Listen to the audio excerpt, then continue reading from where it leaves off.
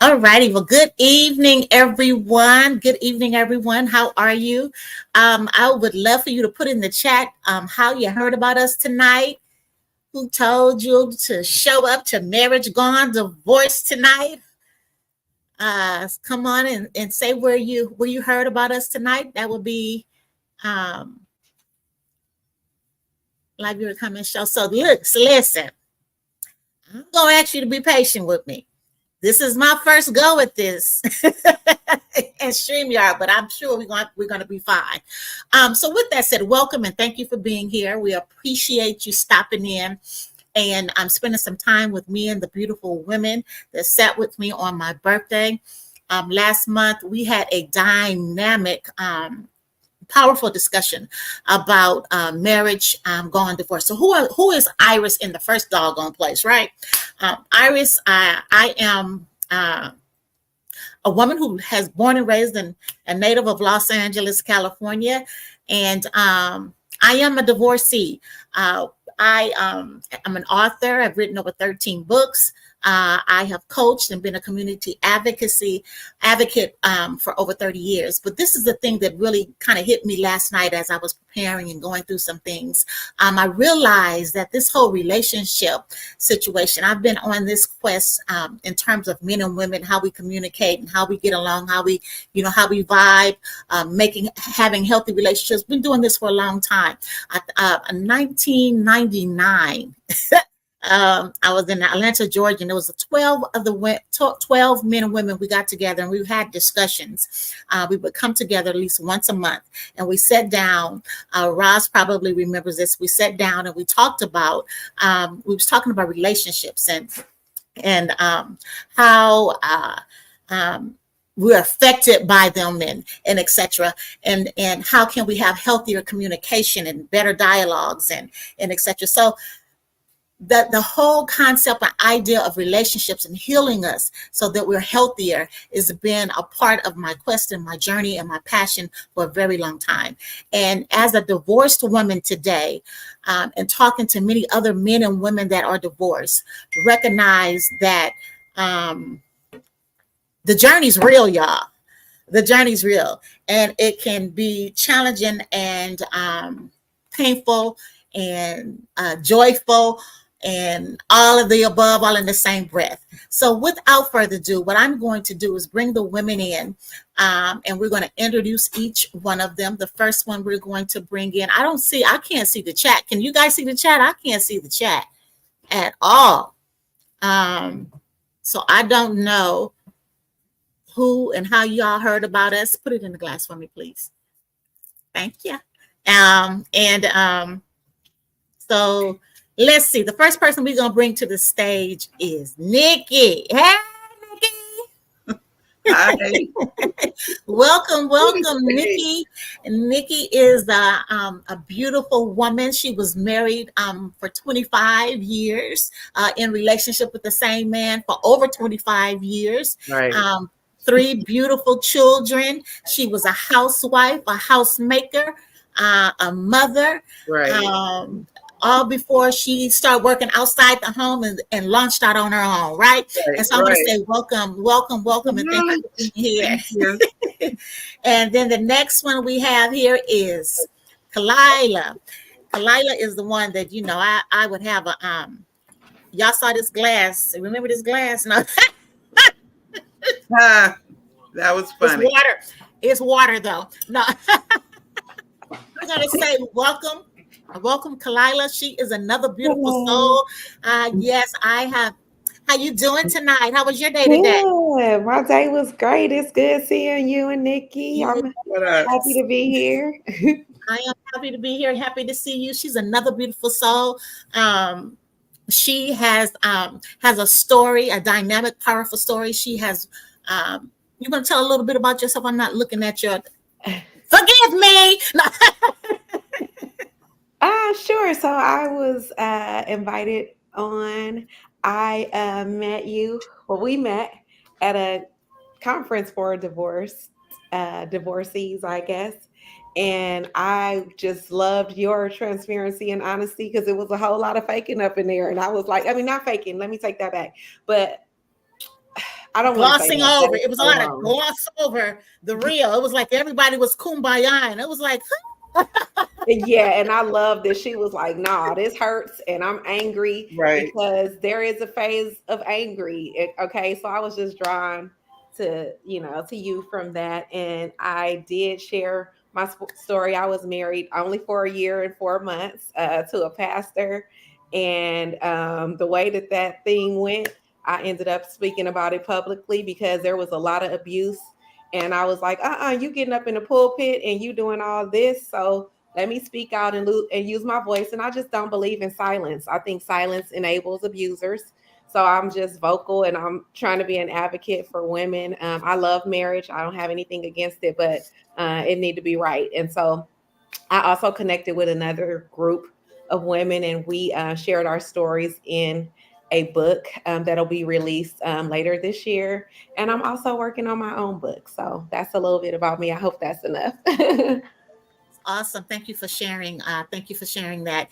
Yes, and we'll get an opportunity to talk a little bit more about your books, maybe when we go to Patreon, and out here as well. And what you do, Roz is here, but she's asked. She has her cousin that's here from Japan. She says, and so she's going to take a little moment, I guess, to get her settled in, and she will be joining us in a moment. But we're going to go ahead and get started. I have had some technical difficulties tonight, y'all. Okay. I have, but that's okay. I think we can handle the conversation. I think one of the things from the clips that kind of opened up the dialogue and opened up the discussion is the question of how do we get from married, I want to be with you for the rest of my life, to please get away from me. I don't have to ever see you ever again in life. But let me set the intention is before we even go there. So the intention is to talk about our experience, and to share from a space of completeness and wholeness and authenticity, and then also to leave space for healing. Leave space for us to talk about the journey of healing, the journey of grief to healing, the journey of disappointment to healing, the journey of pain to healing. And it is a process. It's not an overnight journey. It's not an overnight trip. It takes time for us to get there. And as you guys know, I'm an advocate of breath. So what we're going to do, because I had a day today. I had a day today. I had a nail in my tire. And Oh, wow. I had a day. So we're going to take a couple of deep breaths to kind of get us focused in where we are. We're going to pull it in through our nose and exhale through our mouth. Yes. We're going to get in this moment. We're going to let go of what happened this morning, this afternoon, right before we got on air, and take another deep inhale and exhale. Yes. I needed that. I needed that. So with that said, one of the clips showed us where we were talking about, it not being how we got to the space of saving ourselves from the marriage after, looking at being married and then getting to that place of seeing that this is not working. So Right. who would like to, how did you come to the place of this is not working and I need to do what I need to do for myself?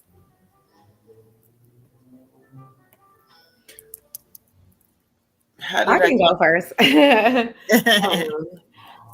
We were in marriage counseling our entire marriage. And things just progressively got worse. There was no improvement. Um, and so a lot of prayer, I want to say that, like a lot of prayer for me, a lot of searching the word, seeking answers.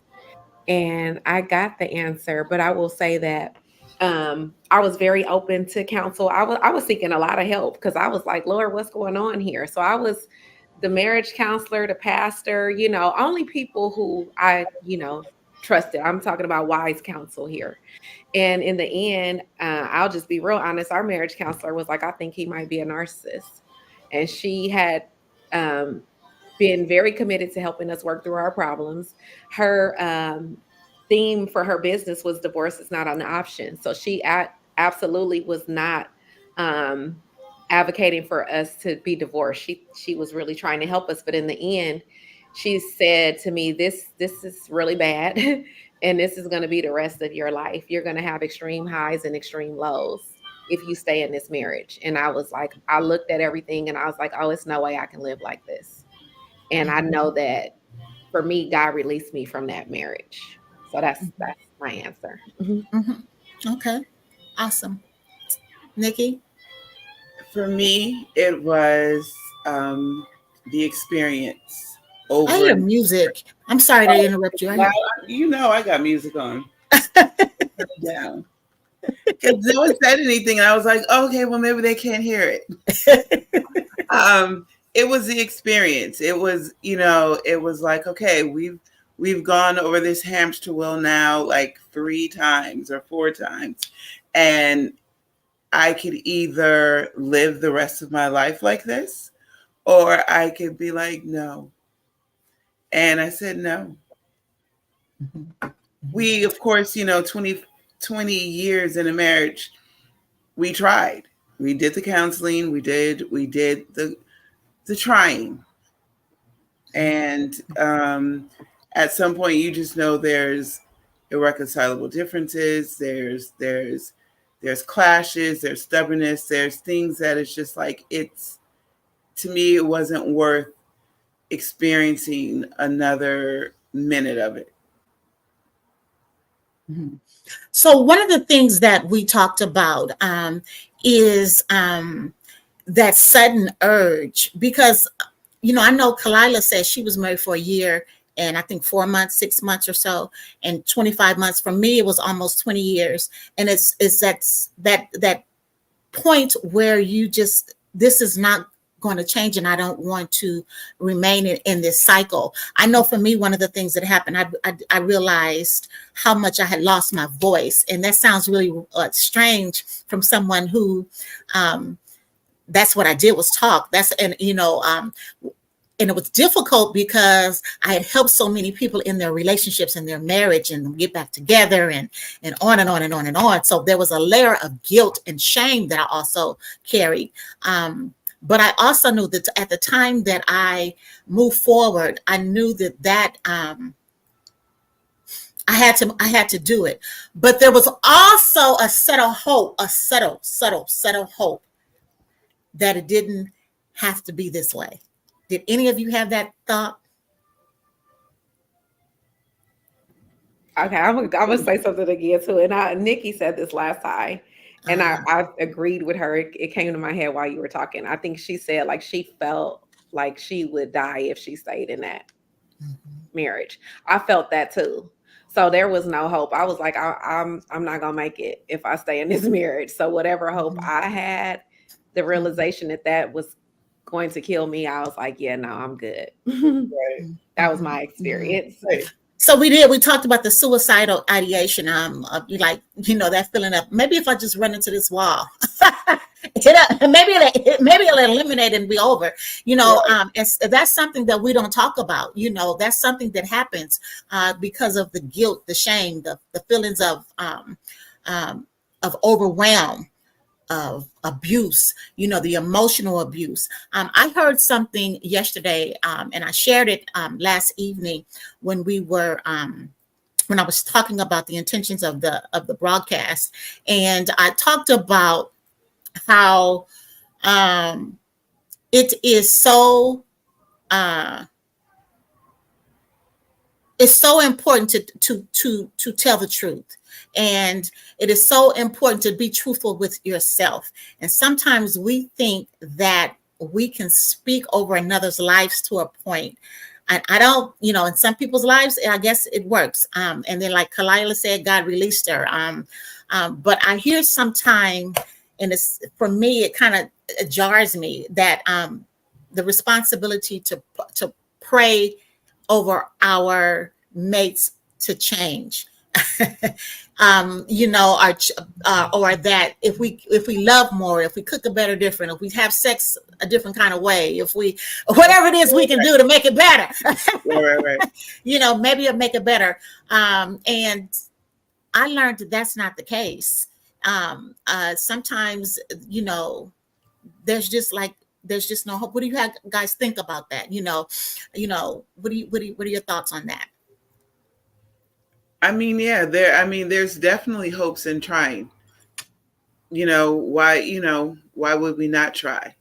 But after a while, you're just like, there's nothing I can do more. And it always upsets me. This is the thing, like on cheating and on divorce or whatever, where people like, well, if you would have did this, he would have stayed. Or if you would have did this, he wouldn't have cheated. What if he didn't stay or he didn't cheat or whatever? It's because he didn't want to. And that person's a cheater. And there's nothing I can do to make him do what he do. He's just going to do it. So, you know, when I realized there was going to be no change, he's not going to do what he doesn't want to do, which was make me feel like we're going to work on this marriage and actually work on it. There's going to be a change. And if that's putting the onus on him, but it wasn't going to be done. So there's no need to stay. So what about forgiveness? I mean, I at some point, things can be forgiven. There's some things that why? I mean, I don't. Everybody has their own version of forgiveness. I'm still not there yet, so let me not speak on forgiveness. Not necessarily in the situation of my marriage ending, just in my situation on forgiveness. Like, there's no hard feelings anymore with my husband, my ex-husband. Where there is, however, trip and attitude is when we can't meet each other from a different space, where we're still meeting each other from that space of, this is the shit that made me leave in the first place. You know what I'm saying? You still talking to me this way, or you having this expectation that I'm going to do this without meeting me at let's be cordial, let's be friends. So that kind of rings up some things. So I don't know if I'm at forgiveness with that, because that still bothers me. But I don't have hard feelings. If, you know, he's kind and I'm kind, we're cool. Look at Kalila. She got something she wants to say. Ooh, I look. Y'all pray for me, okay? Right. Okay. I'll take a listen. I love the Lord. He heard your cry. No. He heard my cry. He is still working on me. So, you know, this is how I feel about forgiveness. I will say that I have forgiven him, but you can feel like you've forgiven someone and still get triggered, right? And so it brings up all those old feelings. So that's what I will say. I struggled with it for a long time. I think it sounds good, kind of like what we experience. Oh, I have forgiven. I don't even know if people really know what it means to forgive somebody, right? It sounds good.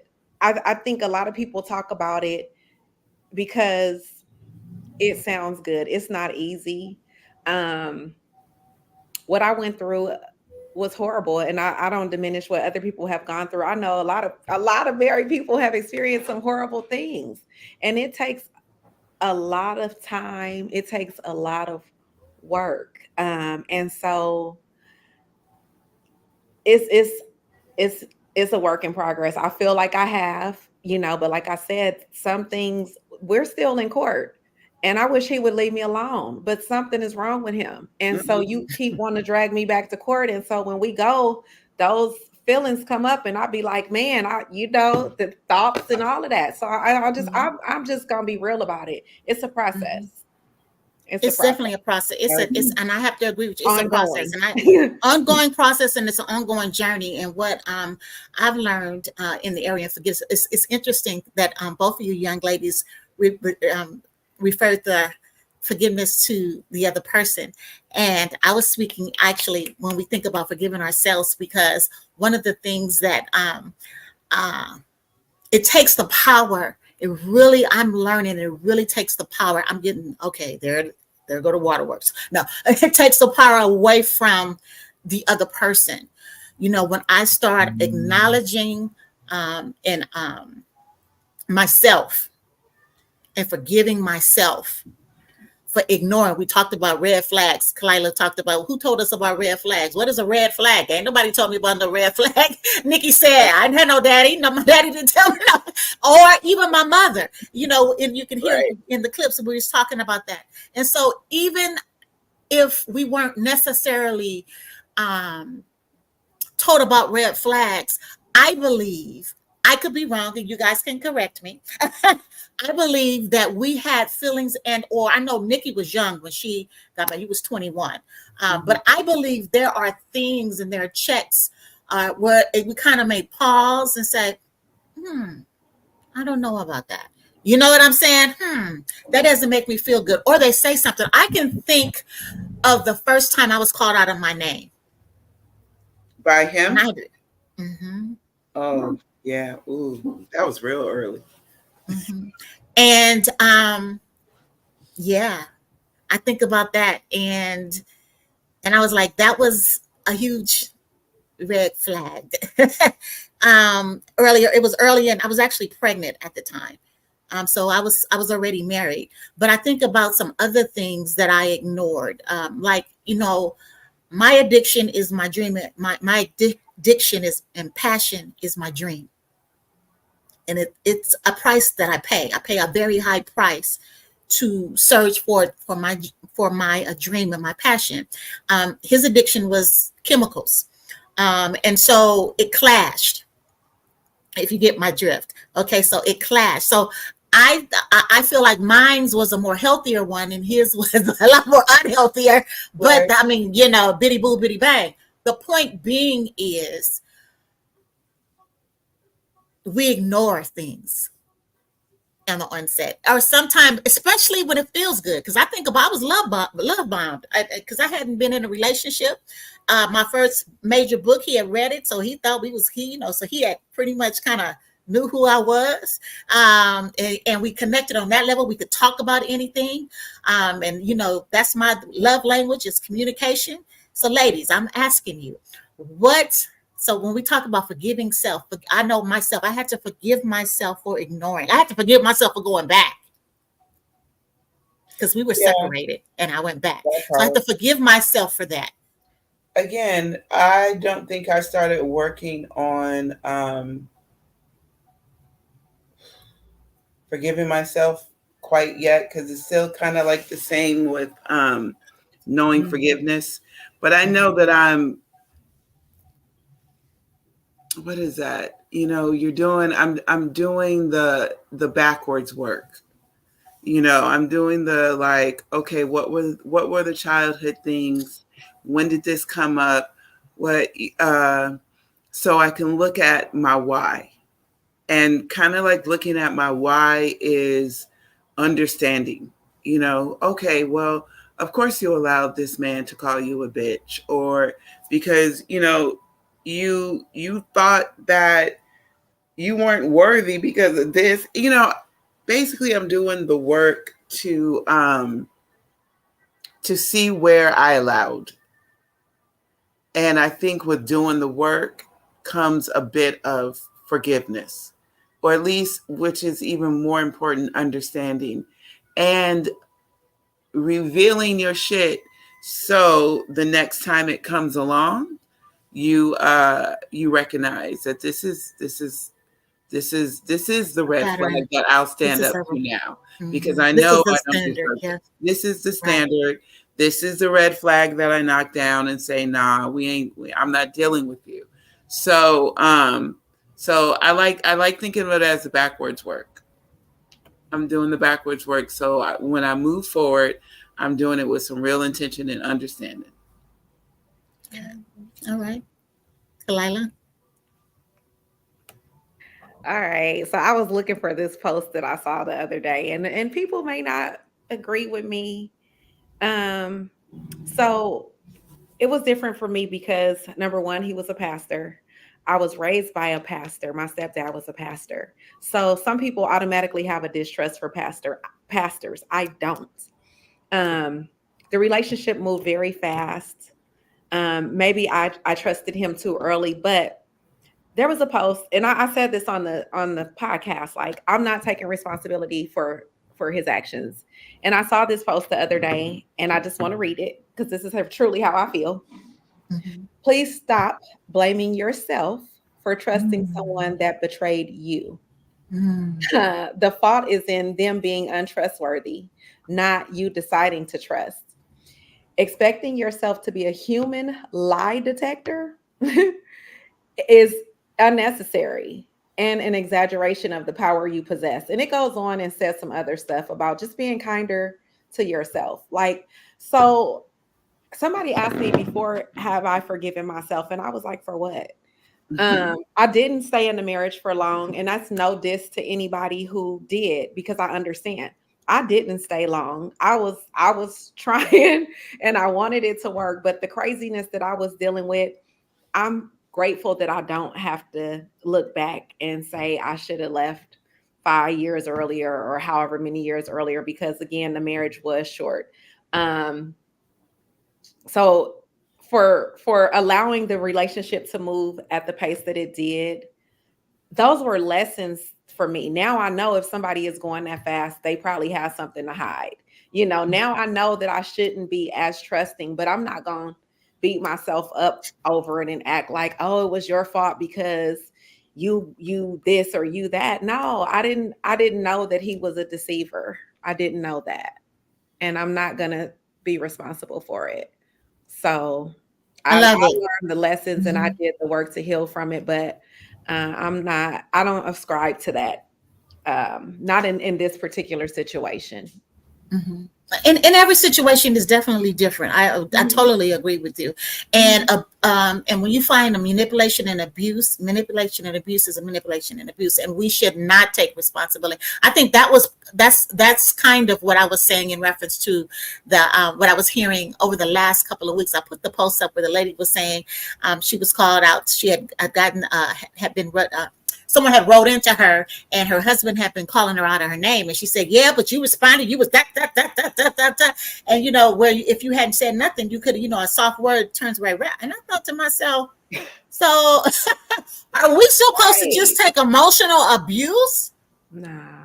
No, Nah. no, It doesn't. we're not. But we're also supposed to know, like, that ain't the first time that man said that shit. So, and said it that way and behaved that Yeah. way. So why did it get to 2? Why did it get to 3?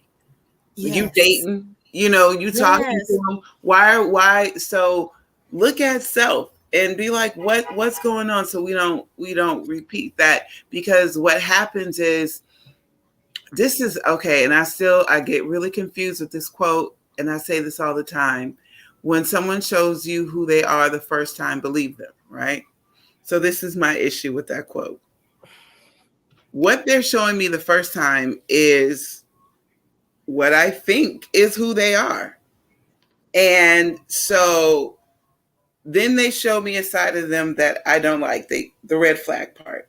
How am I supposed to know that that's who they are? Because they showed me another side to them at first. So why do I automatically say the negative side of them is who they are first? I didn't see that side first. It was 3 months of love bombing. We call it love bombing because the shit blew up in our face. But if it was a happy relationship, we'd be like, this was courtship, this was romantic, this was a love at first sight, a match made in heaven. But when it becomes the love bombing is when the relationship doesn't work out. He's indeed a narcissist. So sometimes we don't know. But if we start looking back at how we show up to these relationships, and and getting, like, asking more questions early on. When we see the first flare up, like, yeah, nah, not doing it, not doing it. Because we can easily get fooled again if we don't. We can easily trust it again, saying, oh, this is my forever partner and it's a happily ever after moment. And then a year down the line, we're still in court 2 years later, or we, you're paying hefty sums of money and all that kind of stuff. Money. Yeah. Mm-hmm. Mm-hmm.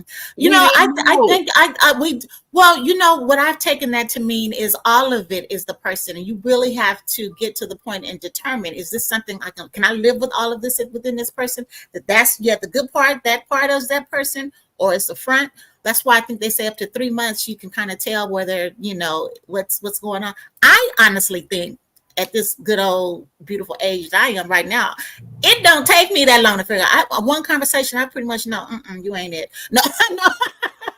And that's you where ain't it. That's the part. You ain't it. And my counselor said the same thing. She was like, first time, close the door. And I was like, the first? One more chance. Like, one more chance. We second guess ourselves. Maybe it's it is what it is. I'm not giving him one more chance, or I want one more chance, because I'm still at this place where I'm going to prove that I'm worth your time. But why am I there? That's why I'm doing my backwards work. Oh, good. That's good. Kalila, you got something you want to say?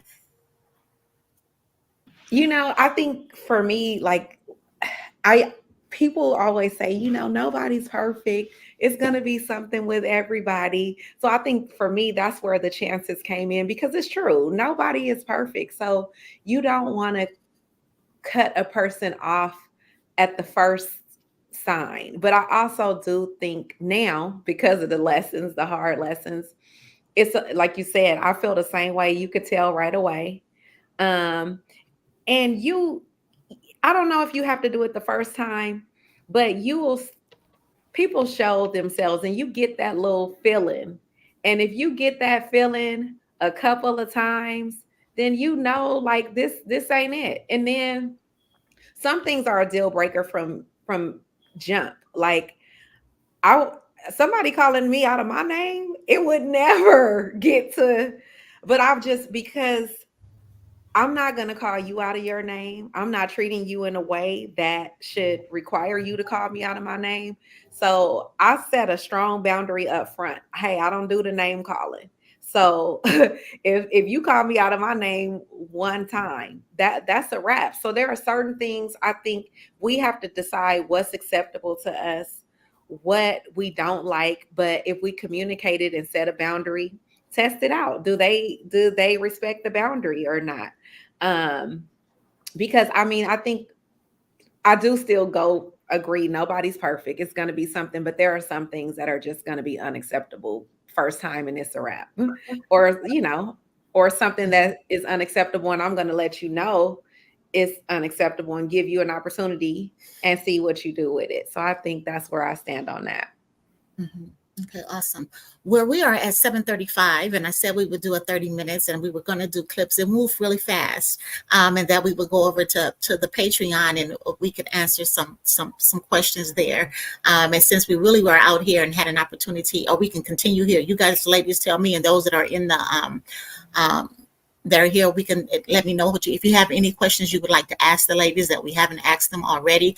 I would say this. One of the things I will say, there's a lot of things that, particularly after I had my child, there was a lot of things I thought that I would not ever do and or experience. I wanted to be the one to break the cycle of divorce in my family. All of the women in my family have been divorced. And so my mother, my grandmother, my aunts, everybody had a divorce, at least one. And so I was going to be the one, which was why I waited so long to get married. It wasn't because I couldn't get married. It was because, I thought I was waiting to choose better. But what actually happened in my choice, I was still running from myself. And the truth of the matter is, whatever you don't deal with will come up. One of the things I think I shared with you guys when we started that in the dialogue, we talked about a marriage is work. It's nothing when you have to wake up to that same person every morning, every night. They breathing in your face and all of that, and you start learning. And once you say I do, it's something about I do. It just, I don't know if it's quickly. And then things just change in terms of you see things that you didn't see before, and that you thought was going to change after marriage, it don't change. I think it was Jamal Bryant said, I listened to an interview that he had, and they was talking about, because he was a multiple time offender of having outside relationships. And so he said that the problem was he got married and he wasn't monogamous before he got married, meaning he wasn't, so if you haven't built that groundwork on the onset or in the beginning, you don't know yourself enough. If you're still insecure with yourself, you don't have that strong boundary setting or standard setting within yourself, you are bound to make some choices and decisions that you may regret later. And then when you add the dynamic, and we talked about Christendom, the institution of Christendom and the institution of marriagedom, and what that looks like. We said we're going to discuss that. We're going to have a part 2. The ladies we're going to have a part 2. Like I said, we worked out the kinks where we wanted to make sure we showed up today. And share it with you guys in this podcast. Is there anything in the chat? Put it in the chat if you have any questions, anything else, ladies, you want to say. What I will say is this: if there was one thing you could say right now, we talked about it when we sat together, and we talked about what would you tell your younger self, or the woman that was not married yet. I know Rosalind, she unfortunately is not here, and she said that you are prime, you're a beachfront property. Do not settle. Do not settle. You're a beachfront. You were single, no children, had it going on, beautiful, etc., etc. What you settling for? Right. Why are you settling? So, what would you tell your younger self? Yes, you look beautiful, my Nikki.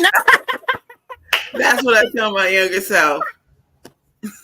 Girl, you better go out there and live your life. You are beautiful. You are smart. And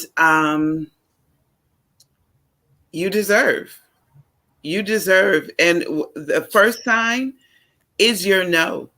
Because you deserve. And you know you deserve. That's what I think. Yes. Kalila? I would probably say you do not have to be a people pleaser. I think that I forgive myself for, but I just the way that I grew up, I was a big people pleaser, and it's still hard now. I'm learning not to be that way and to set boundaries. So I would say that you don't have to be a people pleaser. You don't have to worry so much about people liking you. You can set boundaries, and if they are not okay with it, that's fine. You'll still be good. Those are not your people if you can't set a boundary and they be okay. And the other thing I think I said when we talked was that I get to choose. I get to choose. Like, I think I used to be excited somebody chose me, like, oh, he likes me. Right. Wow, but do I like him? Half of them Negroes I didn't even like, but they liked me, and I felt happy to be chosen. No, I get to choose. No. So yeah, that's what I would say. Yes, Tanika says in the chat, to thine, I would tell my younger self, to thine own self be true. Right. KJ Blessing says, give thanks for all the wonderful advice. Mm-hmm. Thank you for that.